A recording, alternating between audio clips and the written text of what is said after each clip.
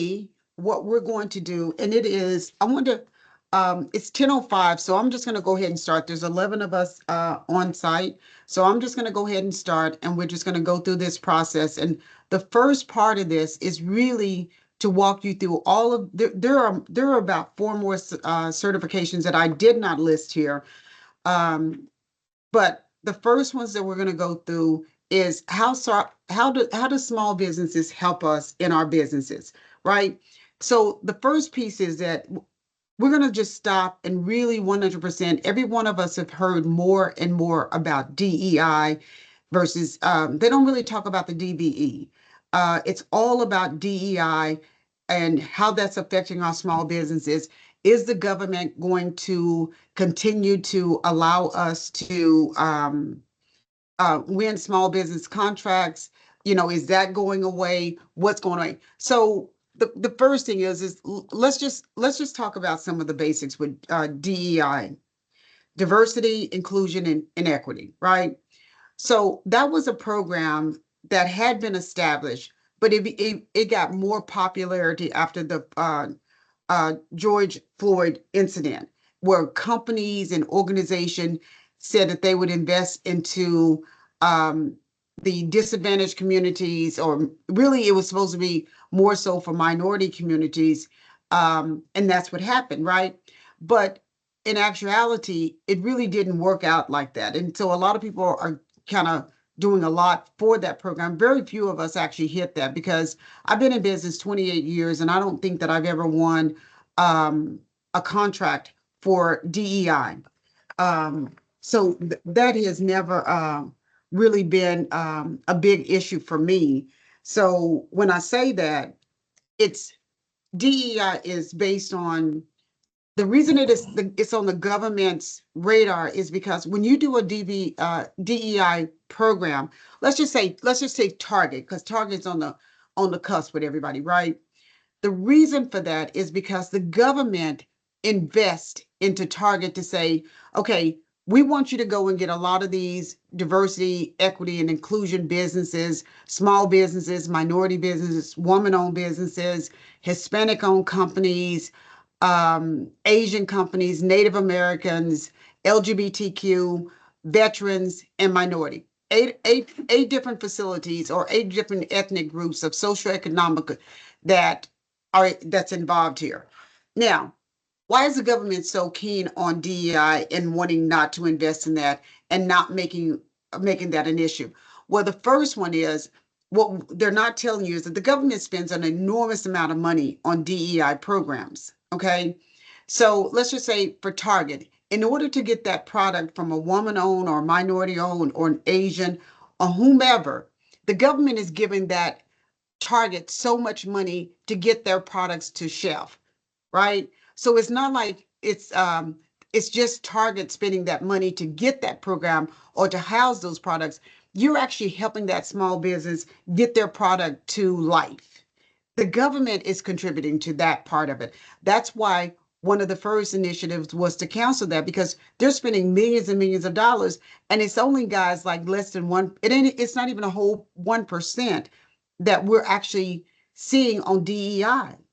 And so the government, and I think that we're missing that piece, is that's why it's so important that the government is saying we don't really want to initiate that. Now, that's the first piece. They don't want to, everything that President Trump is doing is a spin. Doesn't matter what side of the fence you're on, it is a spin. So to get any product to garage to storefront, the government is giving grants, the government is giving money. They're showing that entrepreneur how to do that. Now, I'm not getting that at this level. There are just maybe 10 or 20, maybe 30 products per store. So when you look at the vast majority of this country, that really isn't affecting a whole lot of us. We think that it is, it's not. The most important thing for us is DBE. Now, the DBE is a disadvantaged business enterprise, because that is a civil rights initiative that allows us to be considered disadvantaged. The government is not giving us money to get our products to shelves. They're not setting up these elaborate programs and funding that. They're just saying, we already are spending money. We're spending money with the government. And if your company is strategically aligned and you can do X, Y, and Z, then you get to win a contract. So that initiative has not yet left us. So that's the most important thing about the initiative between DEI and DBE. A lot of information happening back and forth. So overall, I stay so abreast on the the government, how the government is moving, what initiatives have they counseled for us. You know, I think I probably get this question probably 25 times a day. You know, can we still have woman owned? Can we still have SDBOSB? Yes, yes, we can. Now, some of the programs that will go away. So, how do certifications help small businesses? I'm just going to walk through this one first slide here, and we're going to talk about the programs that may go away, have gone away, doesn't exist anymore for us, right? But it's going to be the latter part of that. So, one of the programs that there are never certifies on the end of this slide is called MBE, Minority Business Enterprise. It is a rare solicitation that you see in the government that is 100% set aside for minority business enterprise. Like you can use that. And in some situations they are looking for minorities, but in terms of the government never sets a solicitation aside for a minority. So that is a part of the DEI. Um, Something else that's part of the DEI that you really don't see is LGBTQ. The government is not really setting any programs aside for that. Woman owned, um, that is a set aside solicitation as well. Now, those two, I've never seen a solicitation for a minority owned business. Never. That does not affect your DBE, nor does it affect what we're doing. So government contracting is still very much alive, and we're still going to win, guys. Now, let's talk about the things that the certifications, and I'm just going to give you an overview of this first slide. And the first one is we're going to talk about the disadvantaged business enterprise. Now, in order for your business to be considered disadvantaged, that is a certification, and a lot of these certifications all require you to do work. Every certification requires you to do some type of work. And what that work means is that you must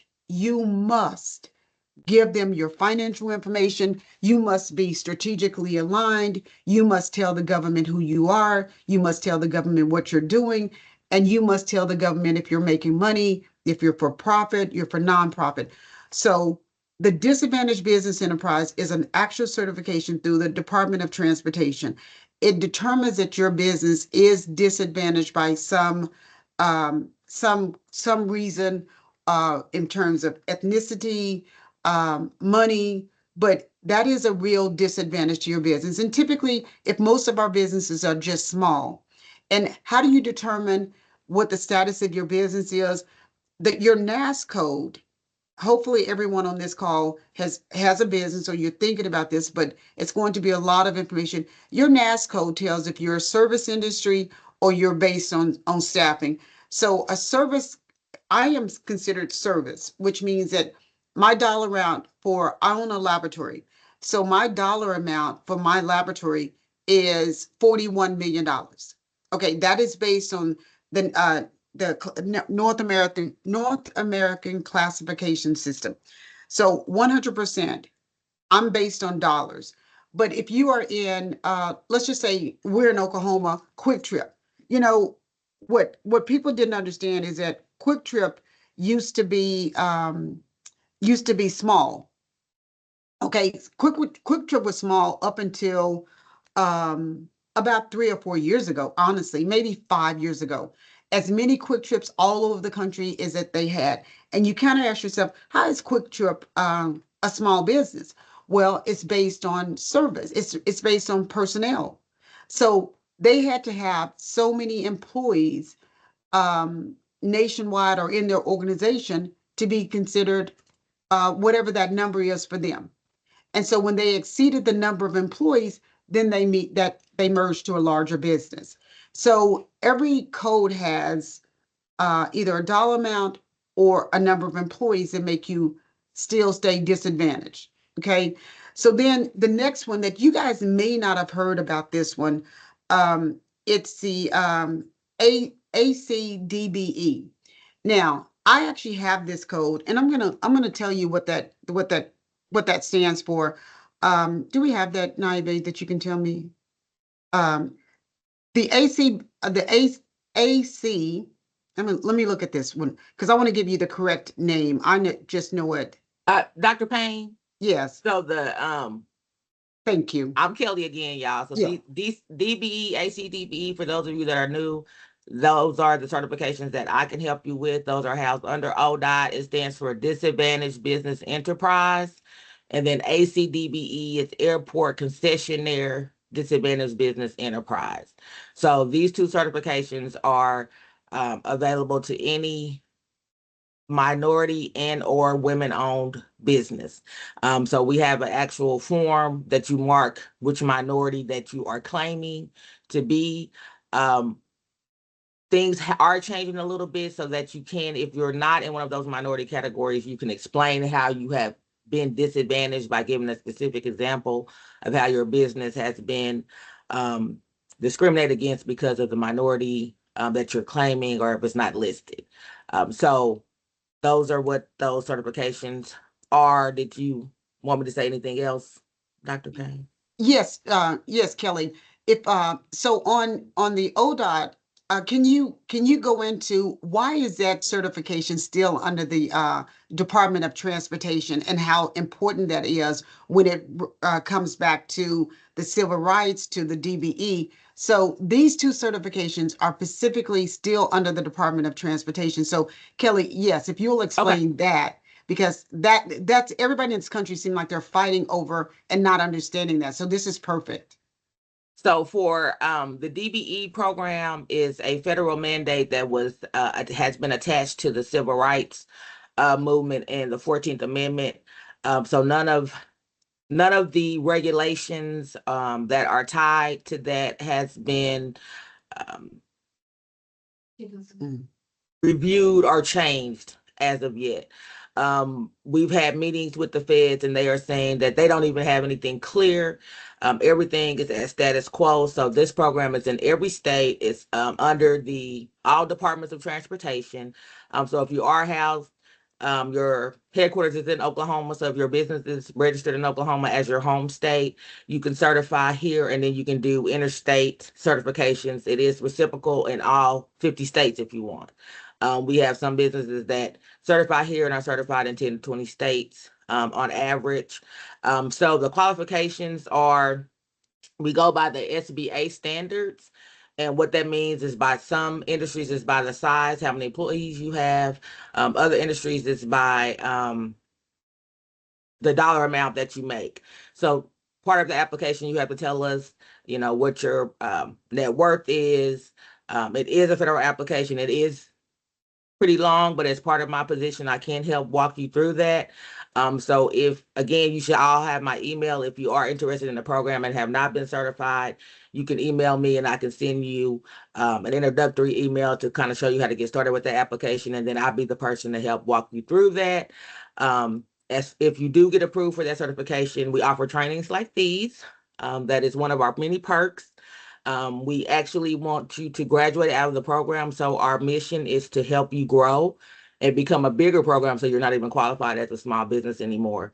The goal is for you to get government contracts on federally assisted projects. Now, again, we are housed under Departments of Transportation. So, of course, under their projects are usually heavy highway.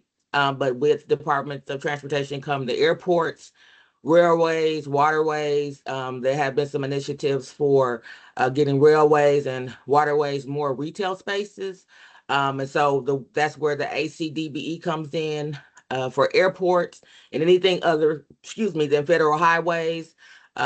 Anything retail. You guys have seen airports today. They have vending machines for roses, there's spas, there's tennis shoes, there's food. So if you are a small business that is in construction or something dealing with highway projects, there are opportunities within the ACDBE program that includes retail and other services. So ACDBE is very important. If you apply, I would have you apply for both certification. That's just standard for us. DBE covers all construction related entities, but anything non-traditional is covered under ACDBE. So ACDBE can be very important if you're not a construction related business. And I'll turn it back over to Dr. Payne.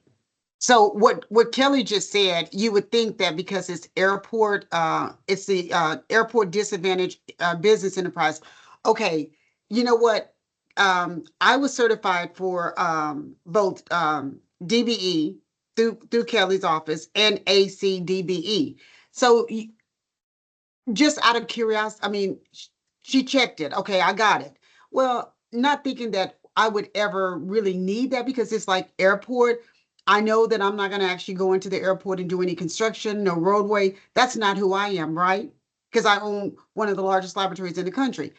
No, that's not how that worked. You know what I inadvertently won? I won a whole airport contract because I was certified as ACDBE. Really. So that certification actually helped me during COVID. And even now, the certification helped me get into the airport.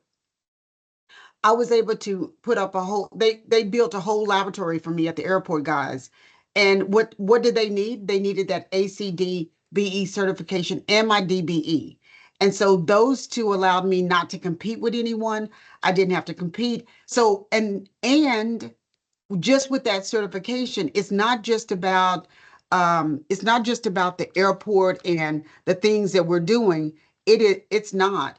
I have vending machines that we had at the airport. So once I started transitioning from having a full laboratory at the airport during COVID, one of the things that they still needed that certification for me. And actually, I had two vending machines at the laboratory that sold everything. So you never know, like sometimes it like could be overkill in terms of your certification, but um, it's better to have a certification when you don't need it versus trying to get it when you do need it, because most of these certifications are still government driven. And just to jump in, like Kelly's going to try to do her best to help you, but some of that is just going to go through the system. So I always we have a lot of these on here. And because you never know, I just happen to have, because I was DBE certified, and I got reciprocity from the state of Oklahoma when I came to the state of Texas, and I had both. So it's just kind of an amazing thing that happened, because I thought, well, I'm never going to need an airport certification. I do medical, I do, patients. No, I won one of the nicest contracts to have a full service laboratory in the airport. And when people was trying to travel, they needed COVID testing. So you never know. And then in addition to that, that ACDBE actually allows you to have restaurants, concessions. You might be doing parking, transportation, food services. So there's a lot of that goes into the certification that the Oklahoma Department of Transportation offers, or all Department of Transportations for that matter, because that is your disadvantaged status. That's what nothing else really tells. When we look at all the other certifications, nothing else on here really says that you truly are disadvantaged. That certification, they're going to always ask you, are you a disadvantaged business? Yes, I have a certification that shows I am a disadvantaged business. Absolutely. So it's one of those things that was just an incident too, but if you have it, it can become valuable in two planes, because they all, anything that I do, they want to know that I'm a disadvantaged business. So, well, I am with the SDBOSB, VOSB, woman owned, but that's a different certification. So anything that can happen. So now, so you've got your disadvantaged business enterprise, You've got the airport, which is ACDBE. And then you have your economic disadvantage woman owned certification. The next one is WOSB. 8A is a certification. So WOSD is woman owned small business. That certification comes from the SBA.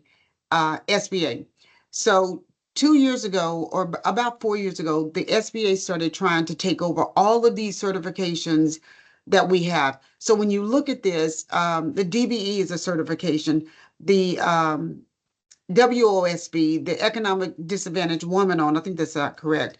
And then the 8A, the VOSB, SDVOSB, and Hub Zone, those were all independent programs, very independent programs. You had to keep going and filling out an application for every single program that you wanted to be a part of and wait. Not necessarily, there were no payments for the SDVOSB, VOSB, Hub Zone 8A, WOSB. Those programs were completely free. The problem is that you had to just keep maintaining so many different accreditations, and you still have to, but you went to like 6 or 7 different places to maintain your life. And if you miss a certification, then you're starting all back over. So now, in 22, the SBA started sending out notices that they were moving certain programs. They were moving the 8A program. They always had the 8A program. They always had the WOSB program. They always had the Hub Zone program. And those programs there, they always had. But the problem was the SBA was not connected. It was disjointed because you're asking for the same information for the government to do. But the problem was you went to 4 different websites to get certified. So now, based on mycertifications.gov, you can go in and say, I qualify for WOSB, I qualify for 8A, I qualify for Hub Zone. And the newest program that they just added was in 23, 24. They added veteran-owned small business, service-disabled small business. So those 2 programs were actually added into the SBA. So now I'm going to give you the website and we're going to show you exactly where to go to get those certifications. And you can fill out everything on SBA, right? So then we have the Hub Zone. Now, of course, I'm from Oklahoma. And so the Hub Zone is one of those.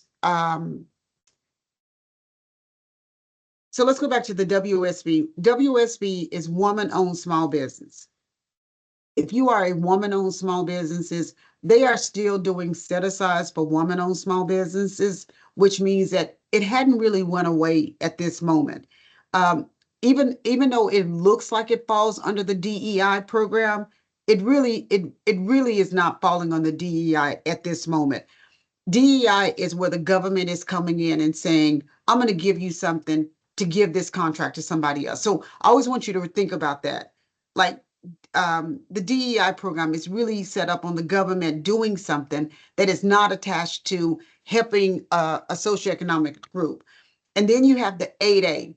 Like the 8A program is a really good program. And honestly, I tried for the 8A for years. But it was a really, really super tough program to get into because I think I had it pending for like 2 or 3 years because there are no mistakes on that 8A program, which means that when you get in, like if you have any discrepancies with your company,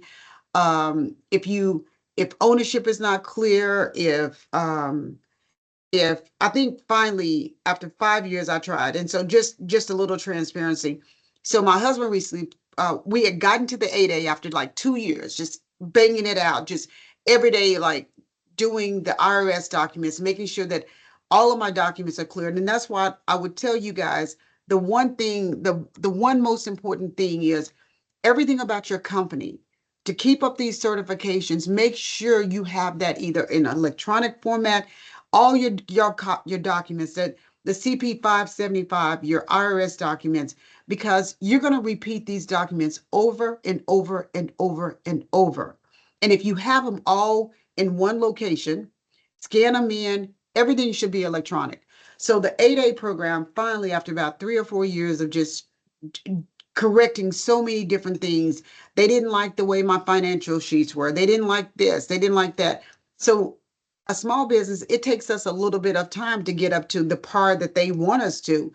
So finally in 22, I was a month away from getting certified, did everything. Everything was done, literally everything, after like 2 or 3 years. And guess what happened? Bad day for me, but my husband passed and he was a 51% owner. So when that happened, that 51% owner, it had to come back down to me. So there is a certain dollar amount that is attached to the SBA 8A. And so all of a sudden I woke up and, like, it didn't, we had been doing this and they immediately sent me a letter because my husband was a veteran and said, you got to start all over. Ah, what are you talking about? Start all over. And then all of a sudden I had bigger problems because I owned all of these companies 100%. So I thought it was going to be a harder challenge for me. So, um, and then the other issue is now 8A is good for everyone. So let me tell you why. 8A is still a disadvantaged program, right?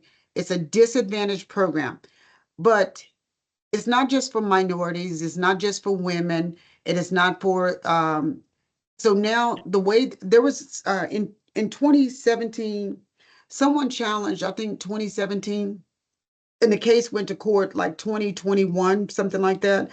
Someone in Tennessee challenged the 8A program, and they said that this was a program that was unfair because it was just for minorities and or disadvantaged, right? So when I first started it, I wrote a letter and said, okay, I'm disadvantaged. I didn't have to write a letter. I think I had to just make a brief statement, right? I'm disadvantaged. Okay. They said, okay. Today, fast forward, and because of that lawsuit that was held in Tennessee, anyone can write a letter, uh, depending on whatever. It's not about your nationality or brown skinned. It can be anyone that can be disadvantaged, which means that you could have had. This makes it makes the playing field easier. It makes it a program that probably won't go away because anyone can be disadvantaged. You could have had someone do something to you that caused your business not to grow. Okay, that's a disadvantage, because now everyone has to write a letter as to why you think to the SBA to tell them why exactly do you believe that you are disadvantaged. Well, you're writing that letter because now you have to prove that something happened to your business that put you on the same playing field. So this is just, it's really a game changer for everyone to be involved in the 8A program. There's no certain population, no certain group. Everyone can be involved in the 8A program. So if you, like, before your business grows like my business did, because they will help you get to that $1 million or whatever your NAS code is. The 8A program really 100% helps you do that. Now, do you have to do do you have to do the work? You do. There is nothing, guys, that I'm going to tell you guys that does not require you to do work. Okay, if you believe that I can come on here and I can teach you or somebody else can teach you and you just keep waiting for me to show back up, no, it doesn't work like that. Because just like you have to put the work in on your company and you have to put the work in on who you are for your business, you've got to put the work in here as well. So the 8A program now has 100% given you the ability to make this an equal playing field. And once you get in, it's a 10-year graduation. So my NAS code is $41.5 million a year. You can make $41.5 million a year. You can make $100 million per year. You got 10 years of year. You can make $1 billion, and you are still in that 8A program, which is beautiful. So that is a program that if you are like starting out and you've done a couple years in business and you have a product and it's really good. I mean, I tried for like 4 or 5 years, but they don't, everything about you has to be correct, which means that you have to like have your financials in order. You've got to have your ownership in order. Like now, could I redo it? I don't know that they would accept me. I really don't. I hadn't looked because that was such a hard one for me to get. And I have every certification. That was a hard one.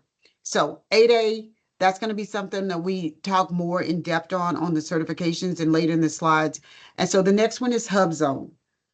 Now, I'm teaching this for the Oklahoma Department of Transportation, of course. I'm a native of Oklahoma, and just about there is a map, and it's called the Hub Zone map.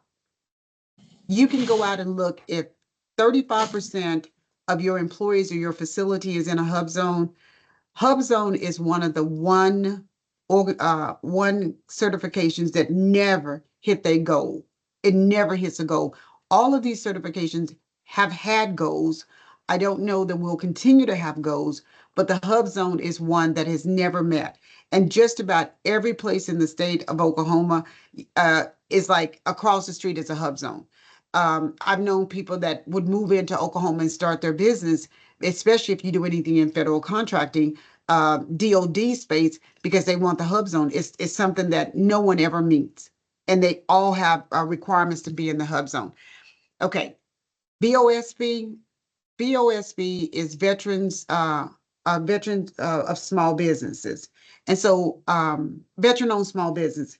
And what that is if you go away, the government said in like 1971, remember, like in some of you guys might be kind of young on this call, but in the 60s, when all the veterans was coming back from the wars, they were homeless and no one wanted to help them, etc. So there was a law enacted. It was called the Rule of Two, Kingdomware.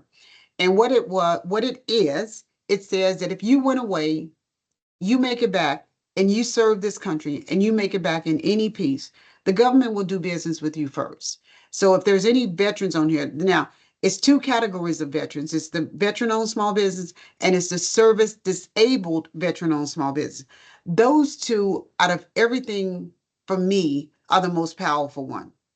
So that means that if you're a veteran, there's 84 million veterans and only 13,000, maybe 14,000 registered veteran-owned companies in this country.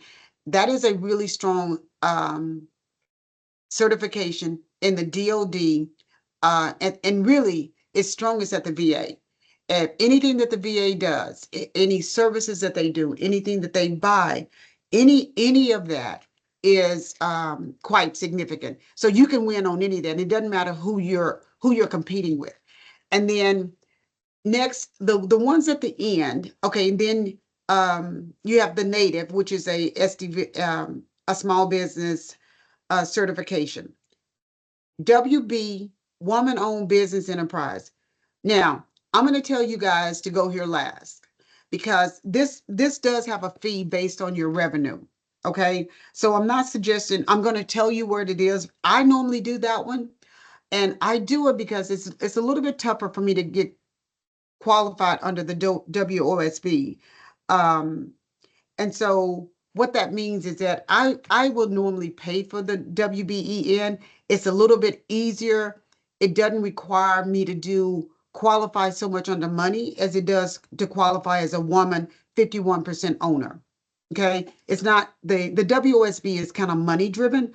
WBEN, it says I am a woman-owned business. I can compete for set asides as a woman-owned business, but it's not going to look at me getting qualified based on the income that I make or do not make.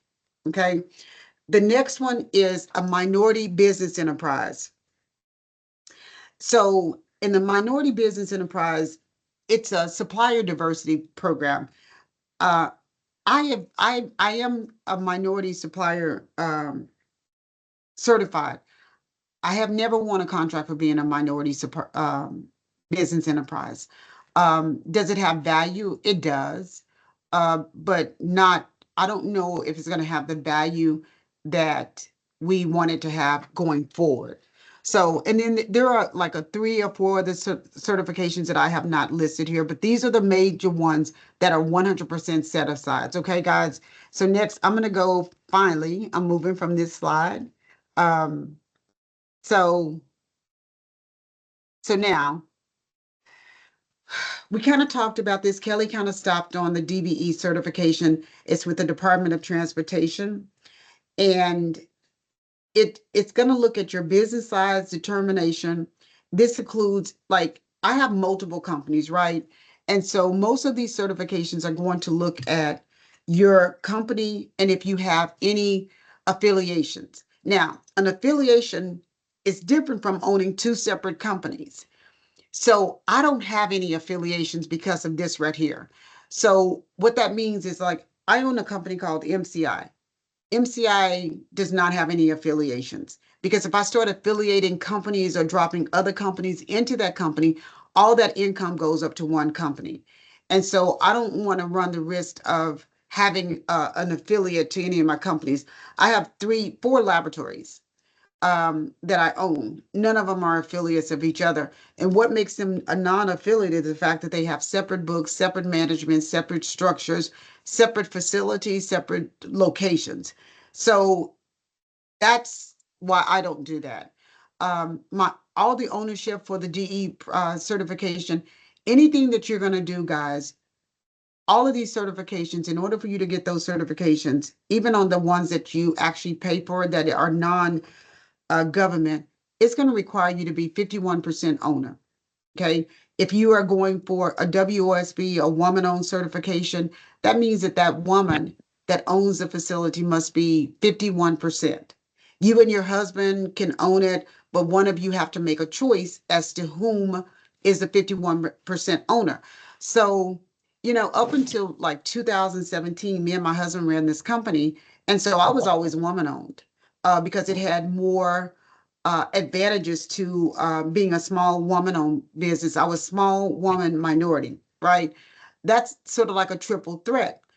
But when I recognized that my husband, we got him certified as a veteran, I would tell you in all of the certifications, the one that they're going to have, the new administration would have any issue with having a conflict with, would be the veteran-owned program.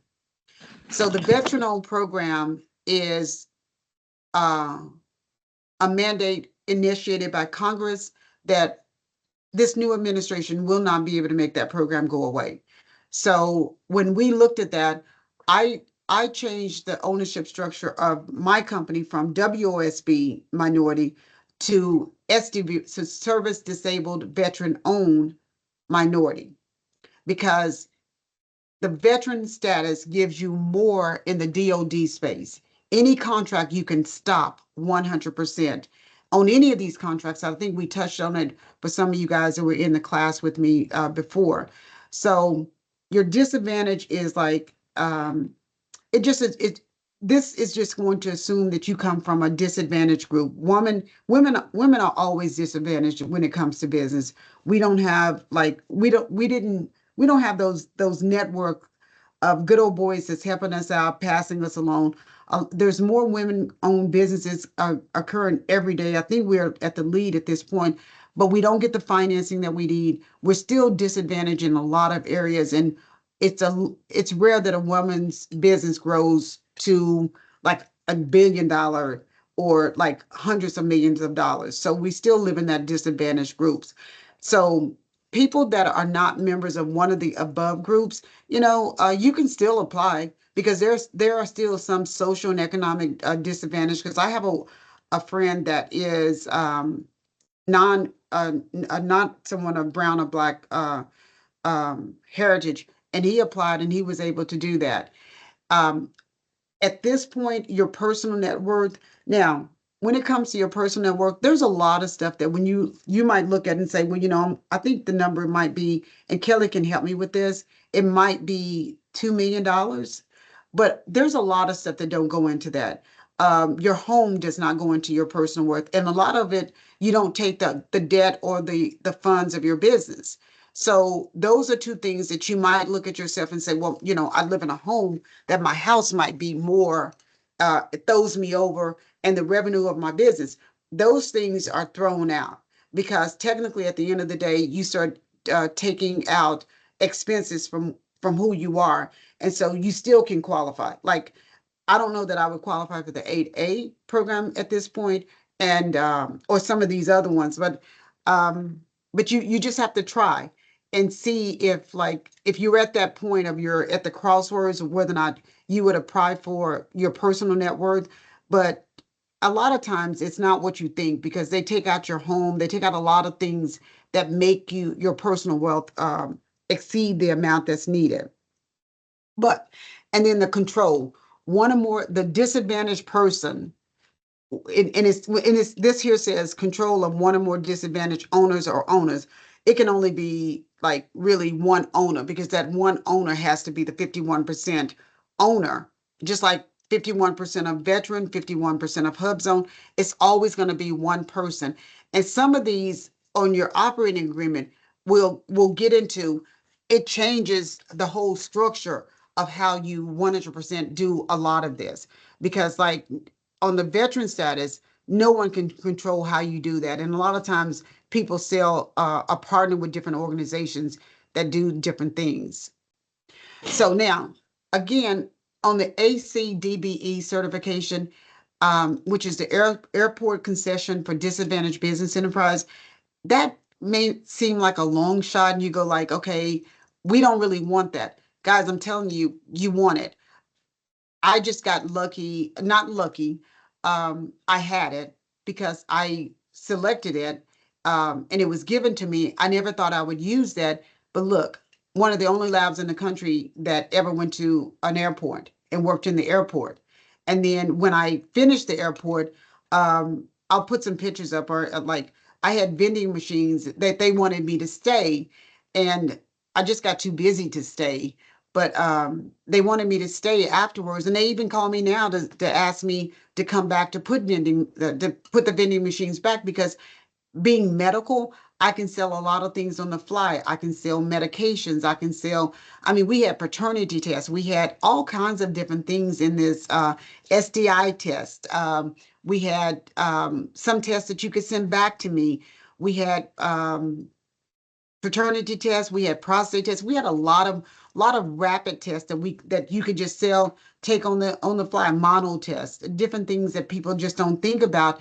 But COVID has allowed you to know now you can take care of your own personal life. It's not just somebody else taking care of your life. So on that certification, I say don't sleep on the ACDBE certification, because you might want to start a vending machine. And if they put it out, you can have that relationship, and that could be something that you could do. Or you could do parking, you could do hosting, you could do transportation, because just about everything in any part of the government, guys, um, is a contract. Always think about that. Just about everything that we do is a contract. The government really owns nothing, produces nothing. It's all contractual. So again, just like with the DBE, it's on business size determination. Ownership is always 51%. Your personal net worth is is always going to be an attributing factor. This certification is yearly, and then and you have it's filling out information, and that's why I'm saying when you get to these certifications, it's key. It's key. Keep all your forms in one place, because you're going to be doing these over and over every year. So like I'm lucky, I got a lot of people that work here. I don't have to do these, but I did these for like 20 years. Like um probably not 20, because like in the last 10 years I've done them.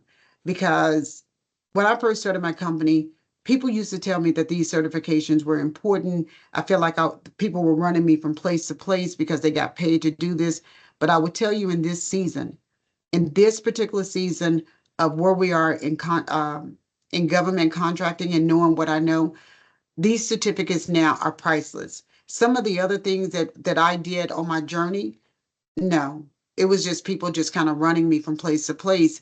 But I think that the certifications now are priceless, and I do not believe that a lot of these certifications will leave. Okay, so now we are at, so that was the DBE that we just completed, and I kind of said that on this first section, I'm going to allow you guys to take the last 10 minutes before we get to the next session of SBA. is to, I'm going to go back here. And if you have any questions on, because of course we have an expert on here with me, which is Kelly, I'm going to allow you guys to ask questions. If you have any questions over the disadvantaged business enterprise with the Department of Transportation, the ACDB, you can put those questions in the chat, or I can unmute you, whichever which you would like. If you have questions on this section, this is one that we're going to, I'll take the last 10 minutes of this. And if not, then I'll continue, and then I'll give you guys a break so you can stretch for a moment. So any questions? So I think we have one. I can't see my questions on this side now, but okay. So Tam is asking a question. For whatever reason, I can't see the questions over here. But she said, I'm learning that government contract awards, in learning that government award contracts, and you may, it's like the GSA schedule, do these certificates give you an advantage in those cases? Yes, absolutely. So the certificates 100% give you an advantage, guys. At this point, anything like on the GSA schedule, I have 2 GSA schedules.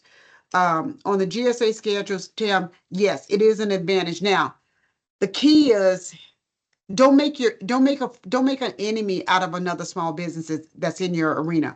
I have multiple laboratories that I work with. I only need one other person. I need one other laboratory on the GSA schedule that says, hey, I'm too going to raise my hand, and I'm going to tell this contractor that we're a small business and we can do this contract. So if 2 small businesses on, like, well, yes, it still counts. If 2 small businesses on the GSA schedule, if you can get them to do a sources sought, because the sources sought are still significant on the GSA schedule. They don't have to, it's still a law. So on the GSA schedule, I get stuff set aside all the time for an SDVOSB, because there's three of us on my GSA schedule. So it is still important, because a lot of times I was talking to one of the contractors yesterday, and they were telling me that they would always, it's so much easier to award to a small business. Some of them just like to keep going back to what they are familiar with, but it's easier to go to a small business, because if they go outside of that, they've got to go to the SBA, ask SBA permission, etc. So the GSA schedule, it still does work on the GSA schedule. It literally works everywhere. But I tell everyone, always make sure that you have, if you can find a partner, don't make your small businesses a enemy to you, because if you can make them a partner, then the rule of 2 says if a woman, a small business and a woman and a minority, or a woman and a veteran, those are still 2 small businesses that's applying for that contract. Okay, any other questions come up? Okay, so at this point, I'm saying. I actually have a quick question. I'm sorry. Okay. So on these accreditations, is there like a waiting period for your business? Like if it's a newer business, should you wait for a year after you have so much annual income to show, or is this something that you can do at the start of a business? Can you elaborate a little bit on that? Yes. So, for the most part, most of these are not going to be about income. Okay. So, because they understand that you're a startup, you're a new business. So you may not have $1 million. You may not have had 100. The first year I was in business, I made $298,000, and that was 27 years ago. Right. So most of them will have a requirement of at least 2 years of being in business. And with that, it's just saying that you're still sticking around, you're in business, and you might have a 2-year window. I think maybe the SBA might be 3 years on some of these, but for the most part, it's like 2 to 3 years, because they don't want you to just start a business today, try to get a certification, and then what we doing? So you gotta, it's everything that we're doing. Somebody want to see that you got skin in the game, right? They want to see that you stuck it out, because you hear about so many companies that are, you start a business and then you quit, or you just, and so that is a requirement of most of these certifications, that you have at least 2 years experience of owning your company. Do you have to have made money? No. I have a couple companies that doesn't make money. It did. Like I have a whole management company that made millions and millions of dollars, but it doesn't anymore. So, but it's still certified. So, but it's been in business, I don't know, 10 or 12 years. Like, so you want to be in business at least a couple years and before you, and it'll tell you on all of the certifications, it'll tell you the time frame because it's gonna, and if you don't have returns, guys, like it's your personal return. Unfortunately, like if you, especially if you have an LLC, your LLC flows through you, right? So that's the money that you have. And you know, it's a part of you that your business. So any other questions?